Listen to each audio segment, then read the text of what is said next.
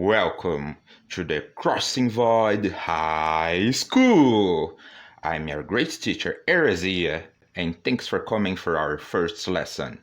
And today's topic is play for waifus and husbandos or become a meta slave.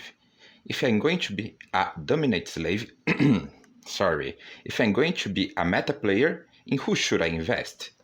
If you're watching this class, you're obviously questioning yourself whether you feel punished later by choosing waifus and husbandos over meta. But at the end of the day, your fun is what matters. So here's the thing. Your beloved wife can destroy almost every content in the game that is not Psych Zone level 6 or aiming for true rook in Decrypt Dream. Some stages from events can be cleared even by meta players, so don't worry about that, as they are supposed to be challenging. If you're a veteran player struggling to prioritize new characters for game modes such as Psych Zone, don't worry, I will be making a tier list video later. But I wanna go meta anyway, and that's why I'm here, you fucking dumbass teacher. So in who should I invest?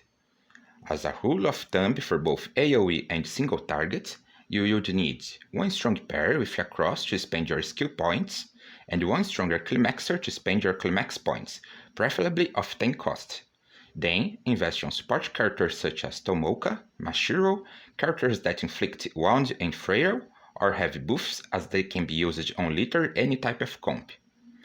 From now on, I will be calling this last type of characters as Enabler. Some users have done calculations and spreadsheets of what have the most efficient use, so I'm going to leave the links below with the proper credits if you wanna take a look. Either way, I will be talking what your great teacher think are the best non-limited units investment throughout the game, so you don't end up regretting. The biggest award isn't for only a single queen, but for a combo of 3 of them. Miyuki Main paired with Zero and Kuroki Hime. Miyuki is already well known for her big fat AoE cross with Zero, and she has, as well, a strong single target cross with Kuroki Hime. Her climax is strong for one of utility, doing decent damage and inflicting frail. All 3 of them have farmable fragments. They all have a high base attack and won't fall off at later stages of the game, and both supports will easily become statistics as the game progresses. Later on, you would usually want a 4 SP cross over 5 SP, and recently she has gotten a strong one with the release of our One True Onisama Sport version, allowing Zero to become a statistic for someone else full time. Miyuki and Kuroki Hime psychs are amazing. Both are worth picking up at any point of the game, and the developers already told us they are making one for Zero. The sad thing is, Miyuki's unique talent is completely useless and she's easily replaced by Kimono Asuna, as the roles in the game are literally the same, and the Zero got slapped out recently by Shiromuku Alice. So if you're gonna invest in only one, go for Black Queen Kuroki Hime. To the second place, it's definitely the Selvaria Emi pair. Their damage is thick, being the highest efficient cost AoE cross of the game. Both of them have farmable fragments, and Emi gets even more from Mirage rewards. They only lose to Tatsuya Miyuki Yosuga no Sora pair later on as 4 SP because of his unique talent giving crit damage to everyone, but nothing comes really close to competing with this angelic pair in terms of damage thickness, even though they still don't have a psych. And an extra point for Selvaria because she has an Awakened Soul in the Void Expedition shop. For third place, that's Accelerator Sports. Not only his Esper ability is broken, but his base attack too for being the highest in the game. Has an 8 climax point skill that does 10 cost worth of damage, his fragment is farmable, and he's really slow, allowing your main climaxer to go last. All late game comps without Ouroboros uses him for triple climax rotation, so you can never go wrong. His psych is average at best, but is still a damage boost, and the passive helps with gimmicks that are of 1 to 2 turns. For 4th place, it's Mikoto main, the first character without farmable fragment to appear on the list, so you would need to use Origin fragments and focus on getting her fragment at events. She's really flex at everything, as she can AoE cross with Kuroko and Accelerator,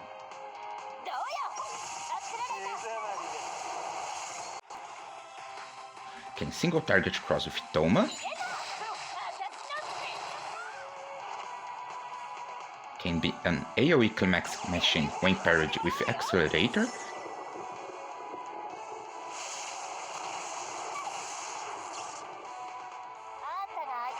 and has the best 0 SP cost of the game thanks to her unique talent, Electromaster.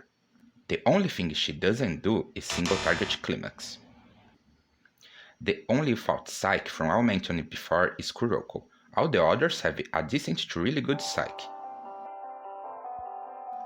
Biribiri, just like Sylvaria, has an Awake Soul at Void Expedition Shop. As until now, everything was more oriented to AoE, and we also definitely need a single target climax.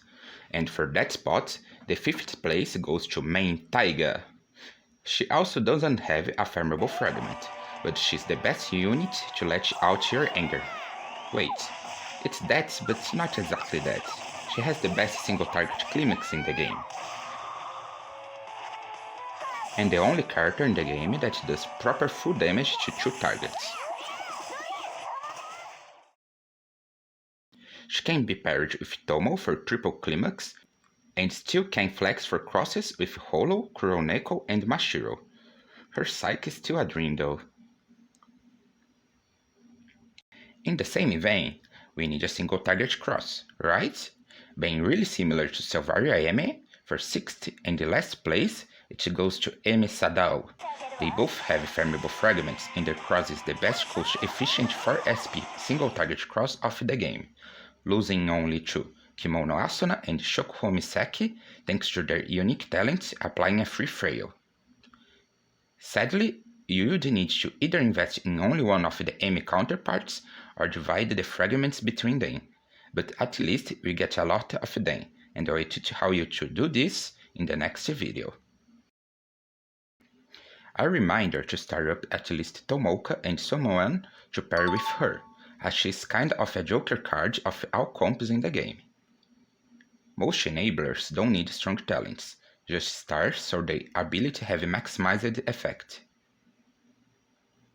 And, at last, a special mention to main Kuroneko, as she has the strongest climax of the game of non-limited units, and her second skill is one of the best 3 SP of the game. But, besides that, she's essentially a one-way ticket for AoE, not being able to single target, not having good crosses or farmable fragment. And for Toma, for supporting genders equally. Wait, because he gets a lot of fragments from being farmable and from Mirage rewards, as well being playable since the beginning. Literally all of his crosses are strong in some way, and he becomes a decent flex character as a stat stick, even with his low base attack.